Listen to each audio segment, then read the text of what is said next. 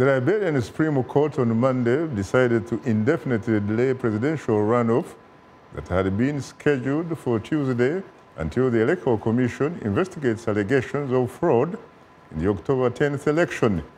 My colleague Paul Sisco has more. The Liberian Supreme Court on Monday indefinitely postponed Tuesday's presidential runoff election, citing concerns of fraud in the first round.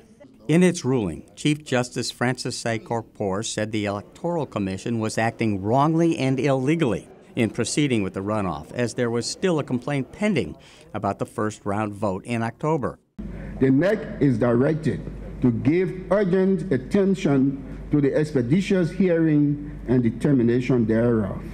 It is so ordered. The two leading candidates, Senator and former football star George Weah and Vice President Joseph Boakai, were set to participate in the runoff until third-place finisher Charles Brunskine filed a legal challenge alleging widespread fraud. The court says a new date cannot be scheduled until the complaint is resolved.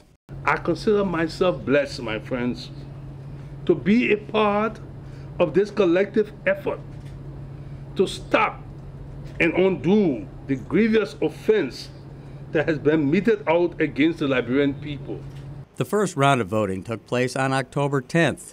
George Weah garnered 39% of the vote, while President Sirleaf's Vice President Joseph Boakai got 29% of the votes cast. No candidate reached the 50% plus one vote barrier for an outright win. The runoff was to be held Tuesday, November 7th.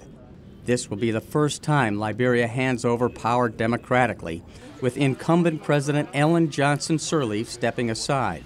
Her second term ends in January. Sirleaf firmly denies third-party accusations of meddling and rigging the October 10th general and presidential elections. Sirleaf was awarded the Nobel Prize in 2011, just days before her re-election, and is credited for keeping the peace after the prolonged civil war that ended in 2003. She brought Liberians through the devastating Ebola crisis, and supporters say has restored lost hope to the Liberian people.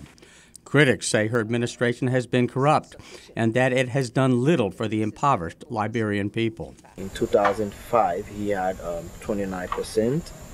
The Unity Party had 19%, and we overcame that gap to win the presidency with Madam Sirleaf, and we think we can still do that this time around.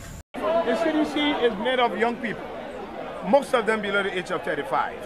And this is something they have devoted their lives to. These are suffering young people. They devoted their lives to this thing, they continue to devote their lives to this thing, they put themselves into these elections. This country is a free land that everybody wants to enjoy. I do not have fear in me because Liberians are people that do not want problems. Liberians, we have fought 14 good years of civil war in this country, and we have realized what they have done to us.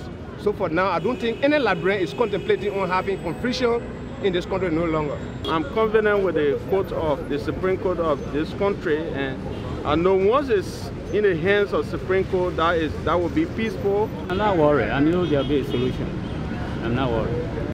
The Supreme Court's order for a full investigation into the complaint suggests the delay could be longer than just the few days many expected. No new date has been given for the runoff vote. Paul Sisco, VOA News, Washington.